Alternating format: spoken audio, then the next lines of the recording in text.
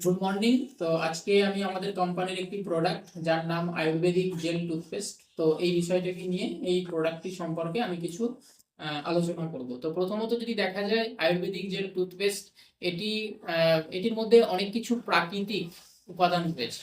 মানে আমাদের প্রাকৃতিক পরিবেশে পাওয়া যায় এরকম কিছু উপাদান যেগুলিকে দিয়ে এই টুথপেস্টটিকে বানানো হয়েছে। তো প্রথমত যদি দেখা যায় এটির মধ্যে কি আছে, এটির মধ্যে নিমকে ব্যবহার করা হয়েছে।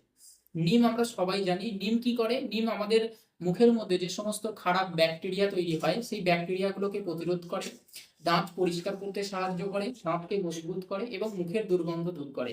দ্বিতীয়ত যদি দেখা যায় লবঙ্গ আছে এটার মধ্যে।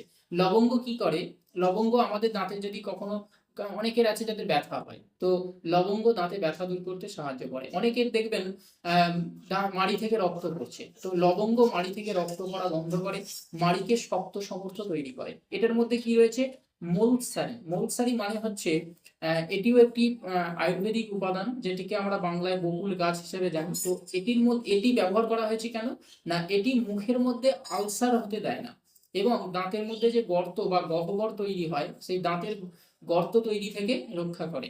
এবং এটির মধ্যে কি আছে, বাবুল আছে। বাবুল কি করে, দাঁতকে সাদা করতে সাহায্য করে। এর মধ্যে আছে অ্যালোভেরা। অ্যালোভেরা কি করে, বলছে অ্যালোভেরা অ্যান্টি ব্যাকটেরিয়াল হিসেবে কাজ করে। অ্যান্টি ব্যাকটেরিয়াল মানে কি, এই যে আমাদের প্রথমেই বললাম যে বিভিন্ন খারাপ ব্যাকটেরিয়া আমাদের মুখের মধ্যে তৈরি হয়, তো সেটিকে প্রতিরোধ করে। অ্যান্টি ফাঙ্গাল হিসেবে কাজ করে। অ্যান্টি ফাঙ্গাল মানে হচ্ছে ছত্রাক সংক্রমণ থেকে রক্ষা করে।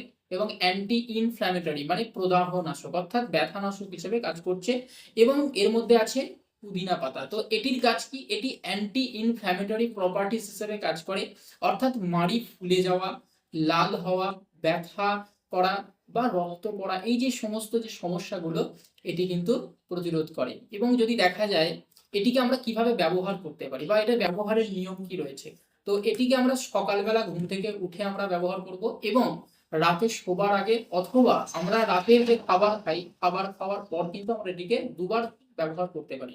এবং এটি ব্যবহার করার কিছু সতর্কতা রয়েছে, যেমন 6 বছরের কম বয়সী যদি কোনো শিশুরা যদি এটিকে ব্যবহার করে তাহলে অল্প পরিমাণে এটিকে ব্যবহার করতে হবে। বেশি আপনারা এই প্রোডাক্টটি ব্যবহার করেন, অনেক বেনিফিট কিন্তু আপনারা পাবেন। Thank you.